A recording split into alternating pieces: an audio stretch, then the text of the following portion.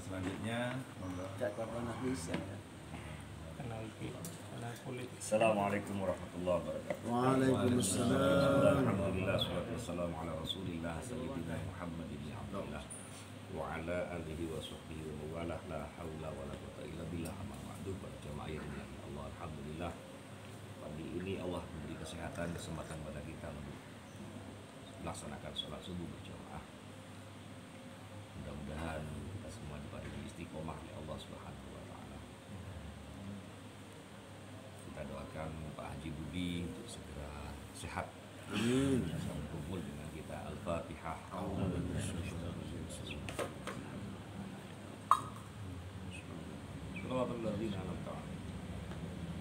Para jamaah ini dimuliakan Allah, dua pengajian muslimat dan beberapa hari yang lalu saya ngisi di hari Sabtu dan tadi malam sama-sama minta ngaji tentang indahnya jalan kematian Marisa Haque. Kalau pengajiannya Marisa Haque, ternyata di balik kematiannya Marisa Haque itu ada satu hal yang perlu kita ambil pelajaran. Kita cuma delok ayu nih, sudah siji mati ayu, enggak.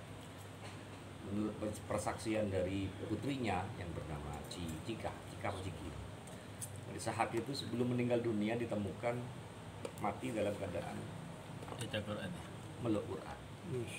Meninggalnya meluk Quran. Persaksian supirnya dan teman-teman yang lain, beliau meninggal, beliau itu sehari-harinya kalau sedang syuting, sedang off begitu syuting, beliau baca Quran. Terus di mobil, di jok itu, di kursi itu, belakang sopir itu ada Quran. Itu Quran. Jadi di mobil itu beliau baca.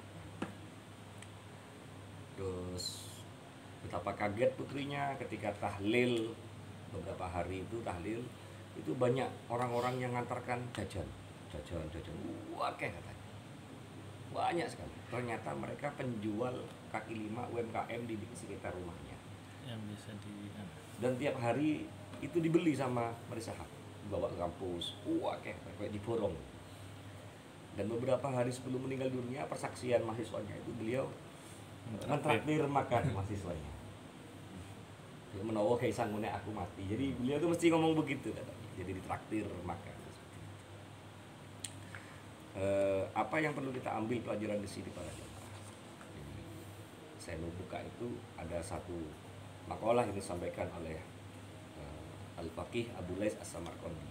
Man arada ayan juwa min azabil qabri fa'alaihi ayyulazima arba'ata asya. Sapa wong sing kepingin selamat saka siksa kubur, selamat urusan kubur dan akhirat lainnya, karena kubur itu adalah transit pertama kita di akhirat, bukan menjadi peristirahatan terakhir. Jadi kubur itu bukan istirahat terakhir, bukan, tapi transit pertama kita menuju alam akhirat. Sapa wong sing kepingin selamat, artinya ini adalah modal kita.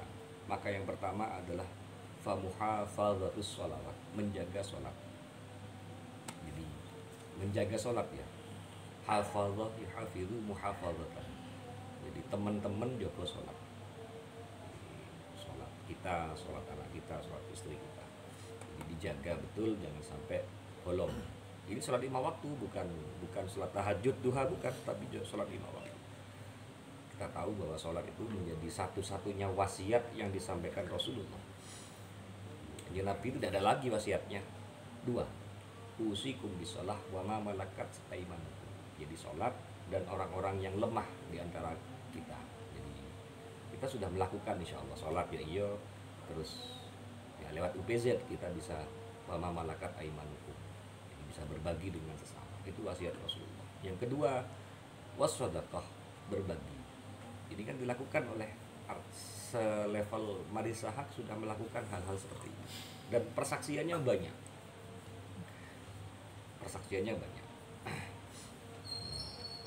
Imam Al-Munawi itu menafsiri satu hadis. Beliau menyampaikan yamutul mar'u ala ma'asya alaih. Orang itu akan dimatikan sesuai dengan kesukaan ketika hidup. Orang itu akan dicabut nyawanya sesuai kebiasaan ketika hidup. Nek mati nih silo sambil main chess misalnya cos. Iya, boya iki cocok iku. Kalau kesukaannya matinya mengajar misalnya. Kemarin Kiai di Banten ya yang meninggal ketika ceramah itu. Jadi itu menjadi contoh. Nah, orang itu meninggal dalam keadaan seperti itu. Saya yakin masih Pak Ibnu ya kepingin tempat ngimami pas sujud mati. Oh itu keren itu. Oh kepingin pasti. Kita akan terenyuh kalau ada orang-orang yang baik itu meninggalnya seperti itu. Pasti kita akan merasa kepingin karena kita kepingin matinya husnul khotimah kan begitu. Jadi itu kan mati yang keren bahasanya zaman sekarang. Yang kedua sedekah, yang ketiga wa qiraatul Quran. Jadi sanggup kita menuju akhirat itu ya ngaji. Makanya kalau panjenengan jarang ngaji di rumah misalnya. Kok pas ada momentum khatmil Quran itu manfaatkan. Kenapa? Karena momentumnya bareng-bareng. Karena momentum bareng-bareng ini semangatnya bareng. Mumpung jadi udah melok khatmil Quran. Kalau misalnya ngaji setiap hari roto angel, kalau ada khatmil Quran ikut saja. Jadi karena biar teman-temannya semangat, jadi kan juga semangat. Itu kan momentum. Jadi memanfaatkan momentum. Dimanfaatkan saja karena pahalanya sangat besar sekali. Salah satu ibadah yang menawarkan pahala besar. Setidaknya ada dua. Zikir aja mesti kalah. Apa itu? Baca sholawat sama baca Quran. Jadi man shalla alayya sallallahu alaika asyra salatan. Sapa wong sing maca sholawat 1 kali maka akan dibalas 10. Bacaan Quran juga begitu. Satu huruf akan dibalas dengan 10 kebaikan. Jadi tawaran pahalanya itu besar sekali. Jadi eman-eman kalau nggak dimanfaatkan. Dan dalam riwayat yang lain itu salah satu orang yang tidak akan dimakan oleh tanah di kuburan ya orang yang hafizul Quran dan hamilul Quran, orang yang mencintai Quran. Jadi orang yang senang baca Quran itu tidak akan dimakan oleh tanah. Selain para anbiya dan lain sebagainya. Itu salah satunya. Yang keempat, wakasratu tasbih, memperbanyak tasbih, memperbanyak zikir misalnya. Ini baru urutan terakhir. Jadi orang-orang yang memperbanyak zikir dan sebagainya itu adalah orang-orang yang nantinya akan mendapatkan sangu atau bekal yang luar biasa di akhirat.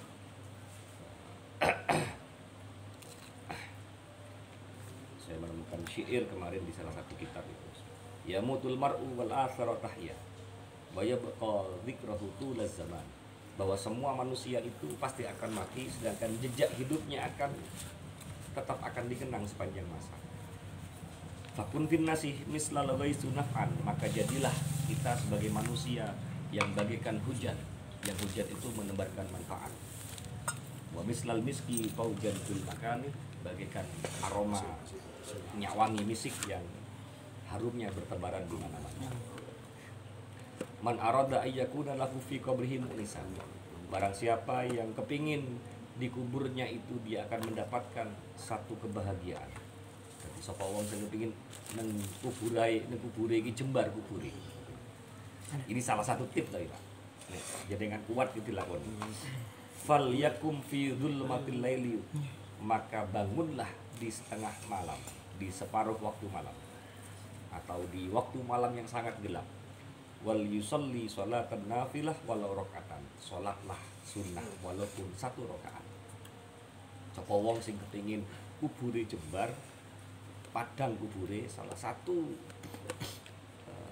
nasihat di sini adalah silahkan jenengan sholat malam walaupun 1 rakaat. Apa 1 rakaat? Witir.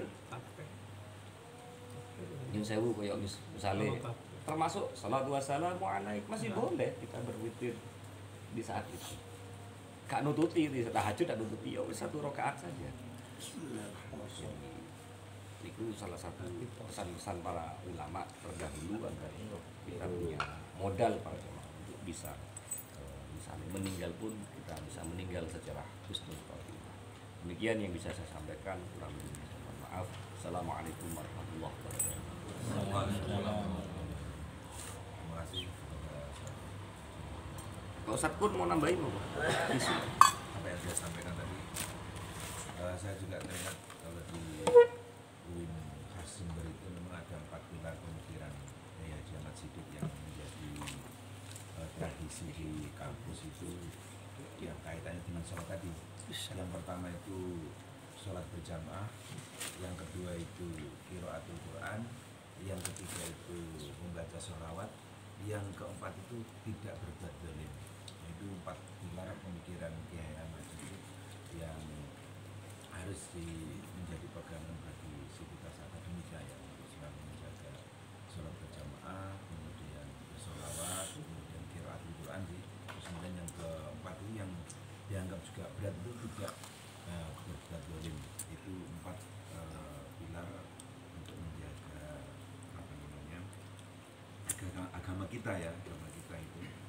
Kalau disebutkan di situ qiraatul Quran itu minimal 10 baris ya Ahmad itu minimal 10 baris minimal tiap hari itu minimal itu diistiqomahkan gitu minimal 10 baris ya, minimal jadi kalau minimal itu ya pokoknya aja lali istiqomah gitu jadi 10 baris itu dibaca setiap hari ya. Kalau bisa ya setiap habis sholat. Barangkali monggo jemaah Drive-thru ada pertanyaan, Pak? Ditanyakan kalau tadi disebut Marisa Han ya, saya baru ketemu kemarin karena menguji Drive-thru. sebelum meninggal itu menguji disertasi S3 di Winhas.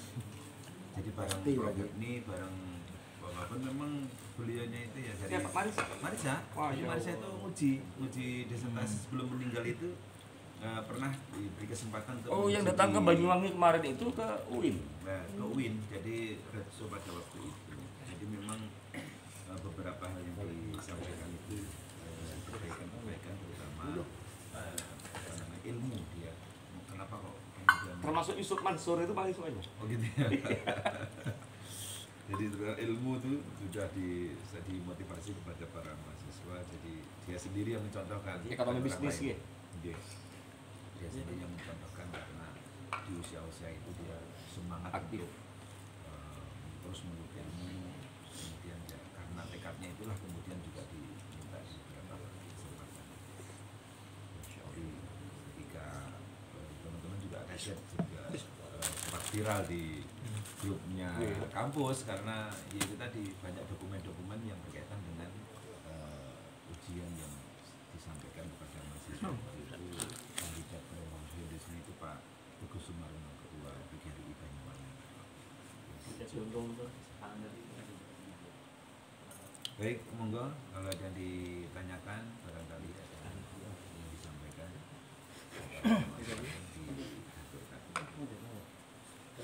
Silakan Pak Haji. Jamaah drive-thru. Jamaah drive-thru ini. Ngereng.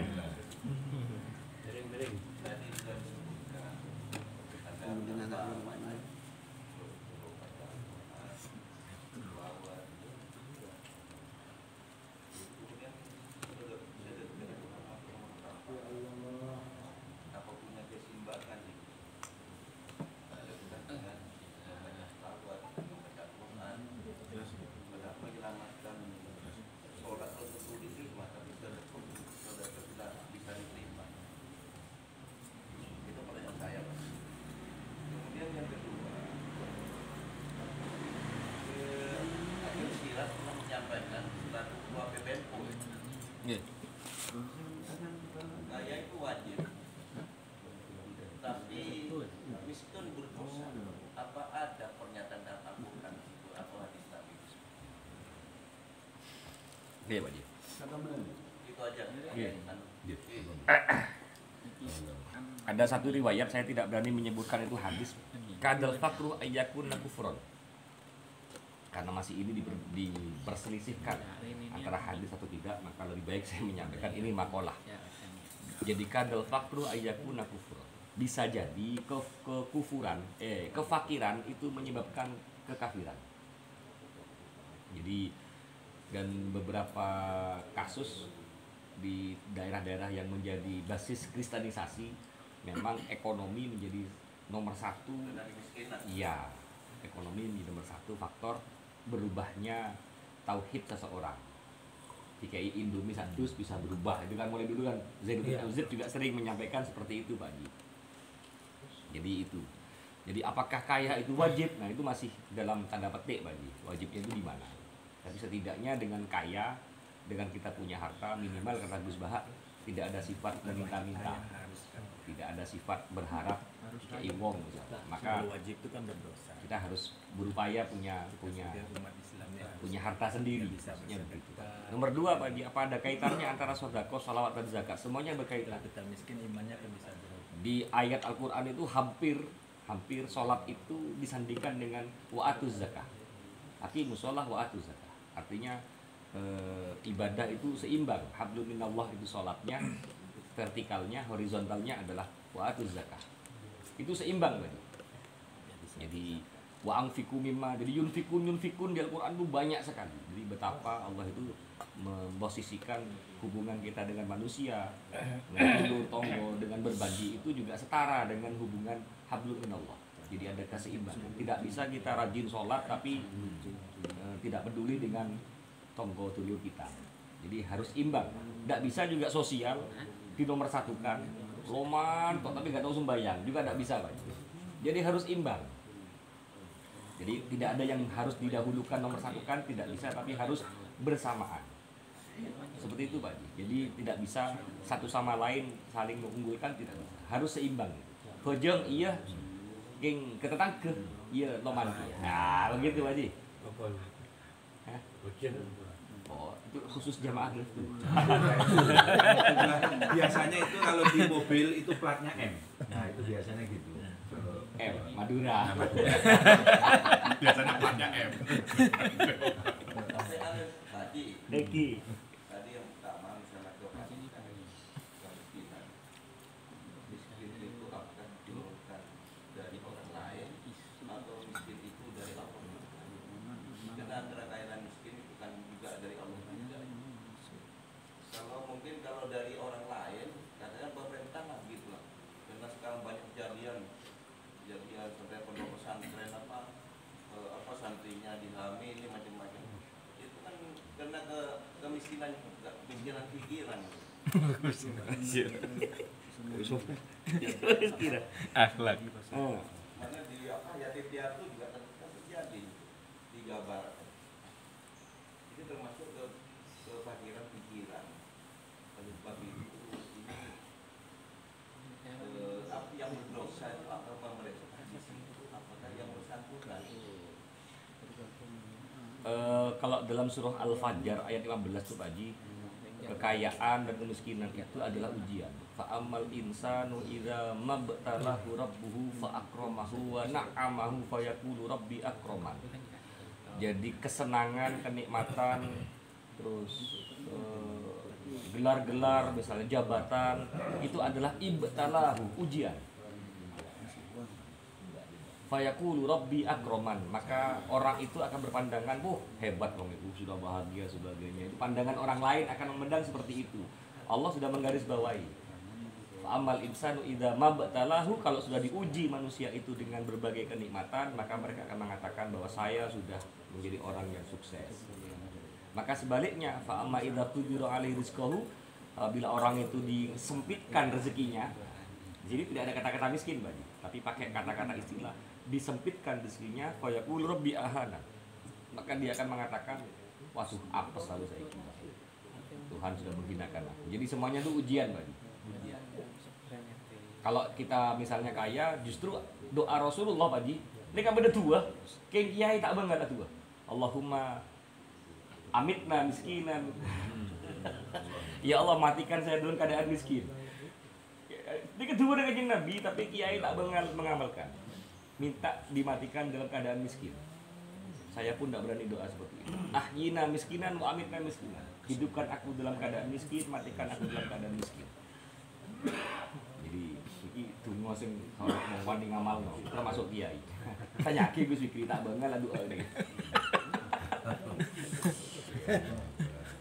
Berat ya. Oh, banyak drive thru. Oh, Pak Haji. Aborok. Iya. Sabun. Oh, masih ada lagi. dengan pikiran itu kesulitan rasanya menentukan. Kalau sembahyang rukuk itu pikiran dan hati itu sejajar. Apalagi kalau sujud pikiran yang tidak menikah, hatinya ada di atas. Untuk punya rasanya sendiri. Bagaimana caranya menyatukan antara pikiran dan hati? Mungkin dalam hati juga akan memberi Allah sudah, tapi kalau pikiran banyak ego yang dilakukan oleh seorang manusia. Bagaimana caranya untuk menjalankan itu? Itu dalam pembahasan sholat itu ada yang namanya tumak nina dan khusyuk, Pak. Jadi bagaimana kita bisa khusyuk dalam sholat, seperti itu bahasa secara teorinya begitu. Minimal kata Imam Ghazali itu, kalau Imam Ghazali khusyuk itu menjadi rukun sholat, rukun. Tapi kalau ulama yang lain minimal kita itu khusyuk dalam dua tempat. Yang pertama dalam takbiratul ihram, yang kedua ketika salam, menjelang salam. Di tahiyat akhir menjadi salah satu rukun yang agak terakhir. Itu kita khusyuk. Setelah itu misalnya ya karena level keimanan, Pak Haji. Gimana? Ya, jadi yang bicara ini level. Kita tidak bisa selevel sahabat, tidak bisa, Pak. Jadi ya khusyuk kita mungkin takbiratul ihram, habis itu baca Fatihah tapi mikir di otak, mikir SPB anak. Jadi bicara level, Pak Ji. Oke, bener. Pon, Pak Ji. Jadi satu lagi. Kireng. Sudah. Alhamdulillah. Sudah. Assalamualaikum. Waalaikumsalam warahmatullahi wabarakatuh. Demikian teman-teman, jamaah drive-thru memborong pertanyaan. 5 ya. Semoga yang lain tadi sebenarnya pertanyaan-pertanyaan yang sering muncul juga sebenarnya. Jadi ada soal kaya itu kan Tembak lari, Pak. ada Namanya drive-thru ya. makna luhurnya sama dengan miskin itu. Miskin itu ada makna syar'i. Jadi kondisi kenapa orang disebut miskin itu karena ada yang kurang dari pekerjaannya. Oleh karena itu tadi bagaimana posisi orang miskin dalam pandangan Islam ini, salah satunya mereka harus berhak atau mendapatkan tasarruf, mendapatkan infak sedekah yang seperti kita lakukan itu. Kan di kategori ya, ada fakir, ada miskin. Kalau memang itu realitas yang tidak bisa dihindari. Sahabat juga. Tetapi juga ada yang disebut dengan istilah itu bahwa orang yang miskin itu adalah orang yang tidak merasa cukup atas apa yang dia miliki. Bisa saja itu orang yang kaya, yang disebut kaya secara material, tapi ternyata dia kurang kemudian melakukan segala cara, dia miskin sebenarnya. Karena apa yang dimiliki itu dia. Nah, tetapi ada orang yang disebut miskin secara istilah itu, tetapi dia mencukup kebutuhan yang cukup bagi dirinya. Maka dia sebenarnya kaya. Kalau yang disebut itu kaya hati. Gitu. Istilah di dalam bahasa Indonesia itu kaya hati. Jadi itu memang fenomena yang sangat terjadi di tengah-tengah masyarakat kita. Bagaimana kemudian mereka yang agnia yang memiliki itu berpihak untuk membantu. Nah, itu ujian tadi dalam konteksnya itu diuji semuanya. Yang miskin secara syar'i tadi bagaimana dia mempertahankan keimanannya karena diuji kan kondisi miskin. Kemudian bagaimana yang agnia yang mampu juga diuji apakah dia mengeluarkan hartanya untuk membantu yang kekurangan atau tidak. Sudah sama ini. Sudah saya? Masih ada kopinya, tapi sudah. Enggak ada yang lain? Sudah. Yang enggak. Saya gabungkan tadi dari Ustaz Aziz tadi kan ada 4 pilar ya di UI itu.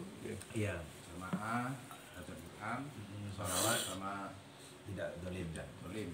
Terus saya gabungkan dengan Ustaz tadi isi-isinya sudah diterangkan itu.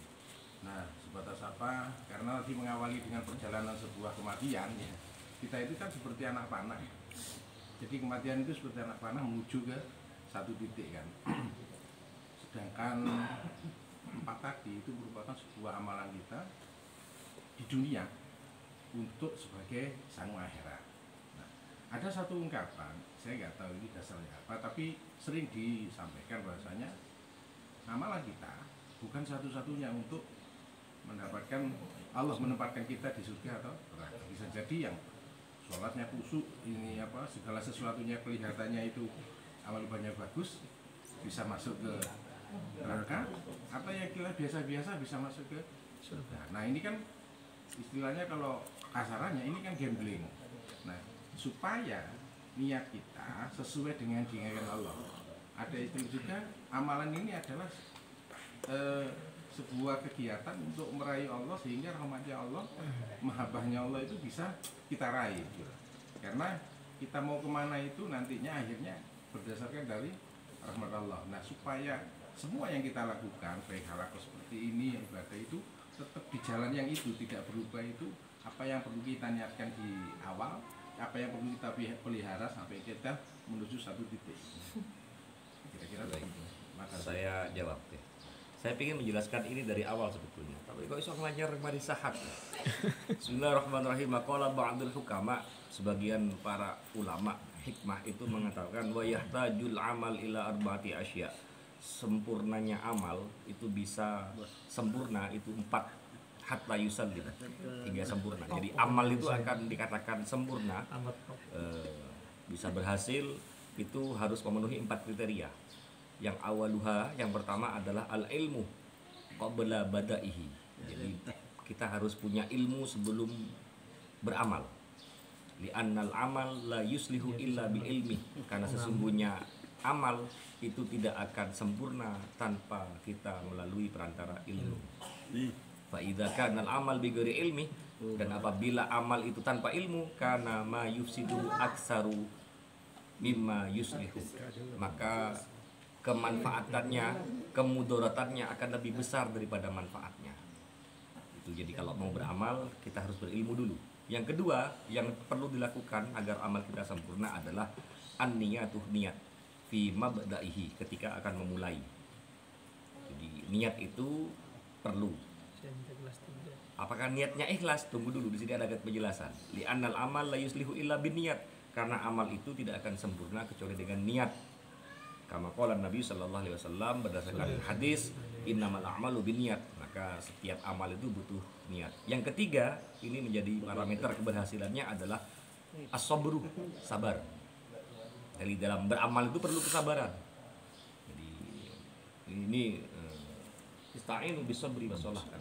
Nah, jadi bisa menjadi salah satu wasilah kesabaran itu dalam melakukan amal. Nah, yang terakhir warabi al-ikhlas. Baru yang keempat ikhlas. Jadi niat itu dibedakan dengan ikhlas. Jadi niatnya harus jelas, tidak niatnya dulu yang bagus, niat yang bagus baru kemudian ada keikhlasan.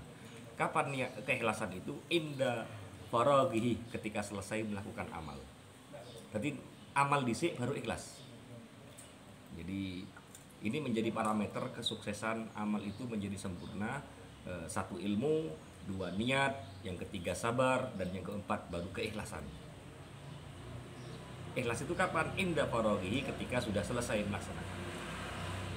Li'annal amal, karena sesungguhnya amal itu la yuqbalu bi ghairi ikhlas, tidak akan diterima tanpa ada keikhlasan. Jadi fa idza amilta bil ikhlas, apabila kita beramal dengan keikhlasan, maka yaqbalullahu ta'ala, yataqabbalullahu ta'ala, Allah akan menerima amal kita. Jadi dengan keikhlasan seperti itu. Meskipun di beberapa kitab itu keikhlasan itu ada levelnya juga. Jadi levelnya ada. Jadi ada level ikhlas tertinggi dan sebagainya. Itu jeru itu. Oh iya ding, ini memang bab keikhlasan ini. Babul ikhlas. Jadi harus, kalau bahasanya Pak dosen itu harus ngajinya harus minum Panadol dulu.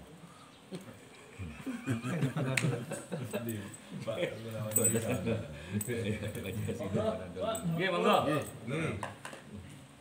Jadi ngoten Jadi beberapa hal yang harus kita penuhi agar amal kita menjadi sempurna hingga purna itu banyak parameter yang harus kita lalui. Makanya didahului dengan ilmu. Nah, di Ihya itu juga dibuka dengan babul ilmi. Jadi banyak bab kitab-kitab itu diawali dengan ilmu. Di kitab Zubat itu juga diawali dengan babul ilmi, fadilatul ilmi. Wa kullu man bighairi ilmin ya'malu a'maluhu mardudatun la tuqbalu. Tidak diterima amal seseorang tanpa ada ilmunya. Ini harus dihadiri dengan ilmu. Baru kemudian dengan niat. Tapi apakah ini menjadi parameter bahwa besok amal kita diterima? Ya juga belum tentu. Tapi itu tidak bisa dibuat patokan terakhir. Ya masih kudu karuan diterima. Tidak bisa kita seperti itu. Karena dengan gambling itu tidak bisa. Maka kewajiban kita adalah berikhtiar. Makanya syariat itu nomor 1. Syariat nomor 1. Kalau syariat di nomor 2 kan itu justru berbahaya. Karena Rasulullah itu hadir di muka bumi bawa syariat. Tidak ada langsung ke hakikat atau makrifat, tidak ada. Tidak ada. Yang penting hati ini kan. Yang penting ke hati ini loh. Ya, tapi ini gak dilakoni dhisik. Ya kelakuannya baru hati ini. Kabeh ku nang ati misalnya. Ya wis nek kumpul karo bojo nang ati ae. Kotor. Nek pengin mangan wareg yo nang ati ae. Tidak bisa seperti itu. Makanya wudu itu tidak bisa dengan pakai hakikat. Bos penting wudu itu gak tetap wudu secara syariat karena Rasulullah mengajarkan seperti itu. Baru akan mengimbas ke batinnya kita. Makanya dohirnya itu dulu baru ke batinnya. Tidak bisa dibalik batin dulu baru hatinya juga tidak bisa. Jadi jangan dibalik. Karena Rasulullah mengajarkan seperti itu. Untuk niat sendiri itu kan dengan ilmu ya, amalnya kan Harus dengan ilmu dulu. menyampaikan niat sendiri itu ya karena Allah itu gimana Pak? Artinya semua kegiatan ya, baik yang ibadah mahdoh maupun ghairul mahdoh itu kan diawali dengan niat, yang menempatkan niat. Kalau sholat niatnya sudah jelas ya, kalau dilafalkan seperti itu. Kalau yang lainnya itu tetap disertakan aku ngerjakan ini tetap lillahi ta'ala seperti itu aja apa cukup. Meskipun kadang-kadang kan begini, itu kan terucap di bibir saja kita. Soli fardhu dhuhri lillahi ta'ala. Padahal ono maratuwane, ono mantune, pengin didelok wong dan sebagainya. Tapi tetap itu kita sampaikan bahwa kita itu melakukan amal itu lillahi ta'ala.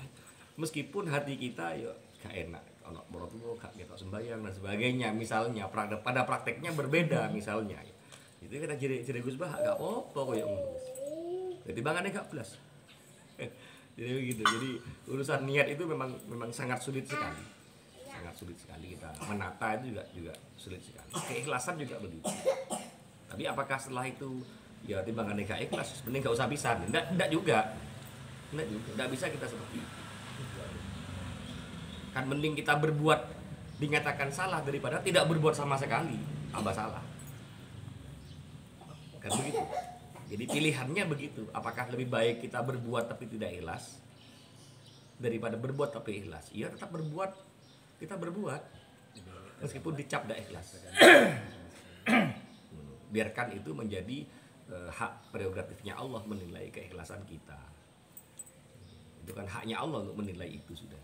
Di penguatan syariat itu lebih utama dan lebih dahulukan ketimbang makrifat. Pembagian makrifat hakikat itu kan dalam Islam sebetulnya kan hanya beberapa ulama saja yang membagi seperti itu. Ulama tasawuf, ulama fikih tidak membahas itu.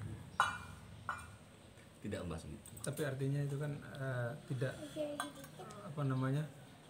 satu yang sesat itu juga. Tidak juga.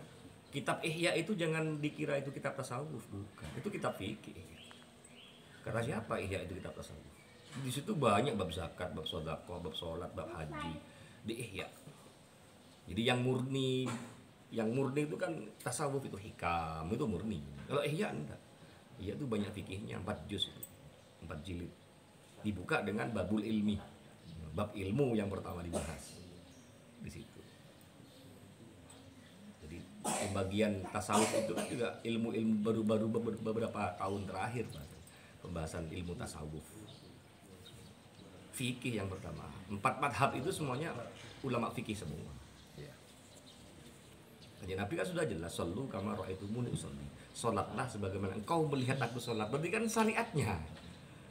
Bagaimana syariatnya Rasulullah salat meskipun berbagai macam yang ditemukan versinya misalnya. Jadi itu kan syariat dong. Mana ada Rasulullah batiniyahnya, gitu kan sulit kita menilai batiniyah Rasulullah. Tapi kan yang dohirnya mesti kelihatan kan, dinampakkan oleh Rasulullah. Bagaimana wudhunya, bagaimana sholat, ini kan dinampakkan betul itu. Bagaimana makan yang baik kan begitu. Bagaimana sholat berjamaah itu kan dinampakkan maksudnya. Syariat itu dinampakkan maksudnya. Jadi pembawa syariat.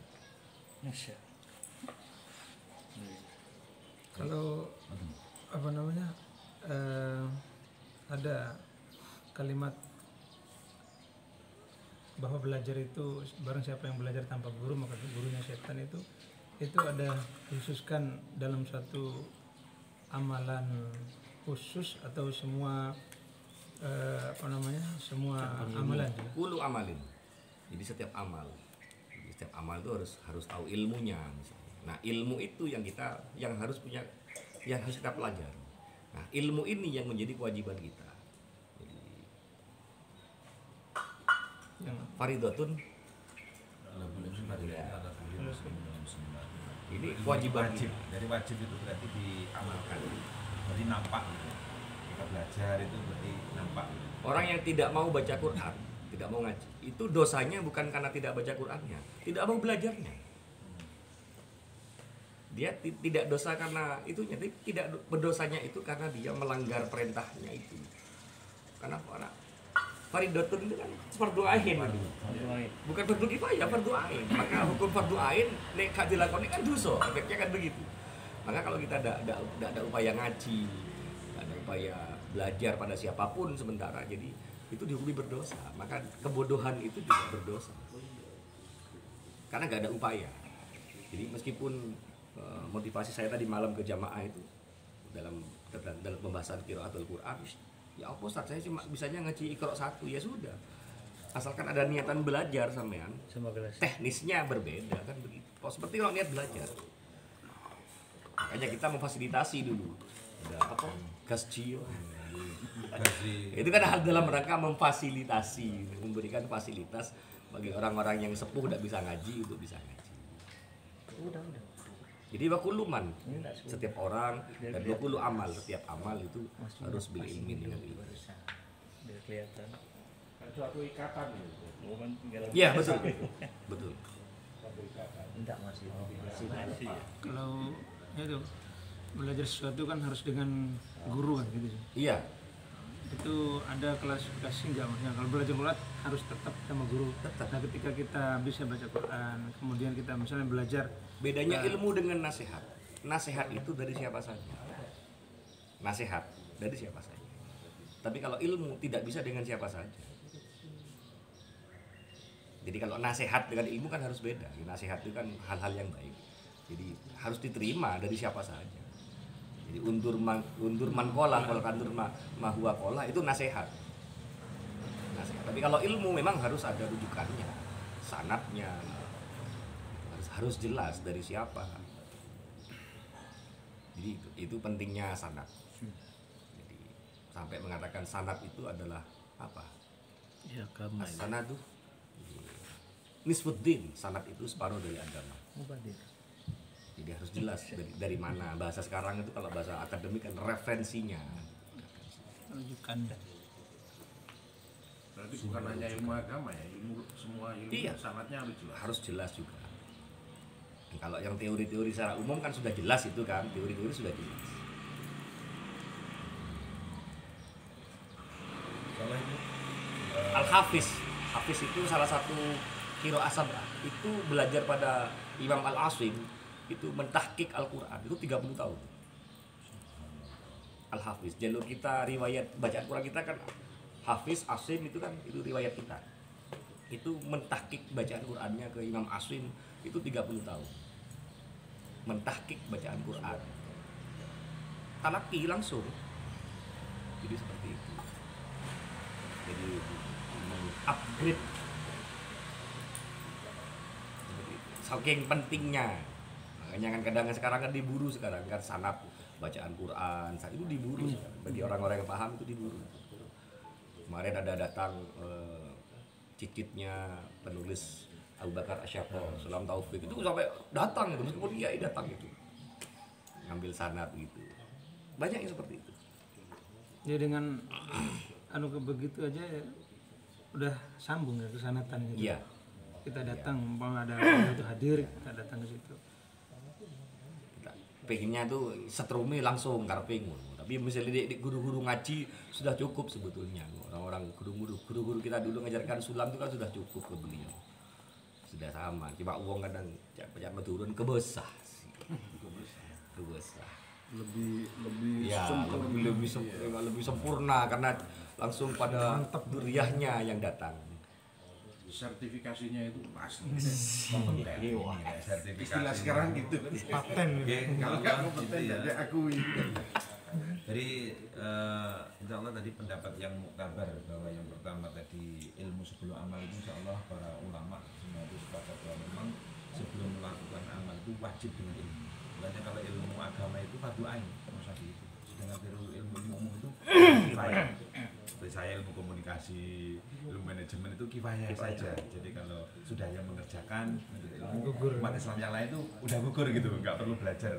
Artinya saat Taman Gading cukup satu orang ahli komunikasi. Tidak, artinya kalau kifayah itu ya semakin banyak semakin bagus gitu loh kan. Sama gotong orang meninggal itu kan kifayah kan, fardu kifayah kan, itu semakin banyak pahalanya juga akan semakin muncul kan seperti itu. Kemudian yang kedua tadi niat itu kan betul juga. Fudail bin Iyad itu menyatakan bahwa ada dua yang disebut ahsanul amal tadi itu. Yang pertama adalah niat, yang kedua itu caranya benar.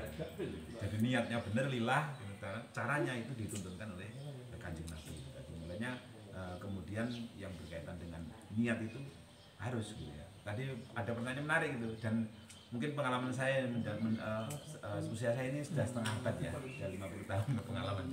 Niat itu memang sama guru-guru saya itu memang kudu diomong. Kalau mau metu kuwi le, langsung aja bismillahirrahmanirrahim. Wala haula wala quwwata. Sambung jenenge Gusti Allah. Nah itu. Jadi apa yang kita kerjakan nanti insya Allah akan mendapatkan naungan dari Allah Subhanahu wa taala. Termasuk seperti sekarang ini itu diingat-ingat aja lali. Kalau mau ngaji, mau belajar ya ilmu-ilmu nyambung.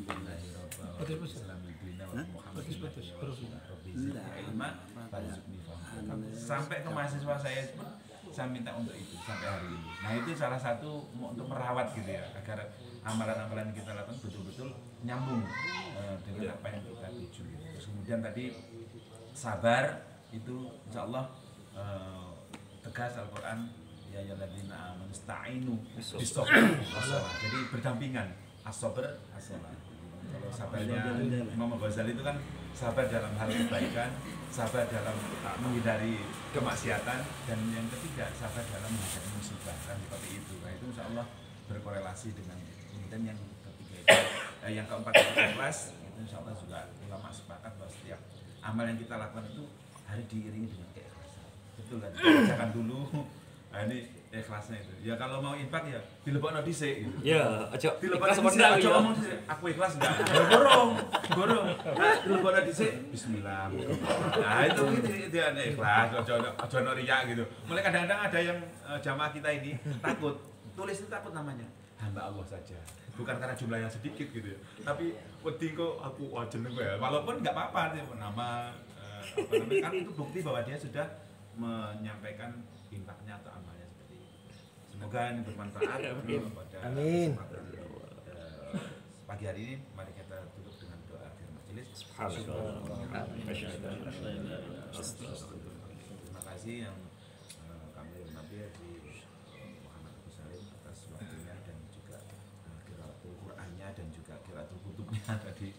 Insyaallah bermanfaat kita semua. Terima kasih. Assalamualaikum warahmatullahi wabarakatuh. Waalaikumsalam warahmatullahi wabarakatuh.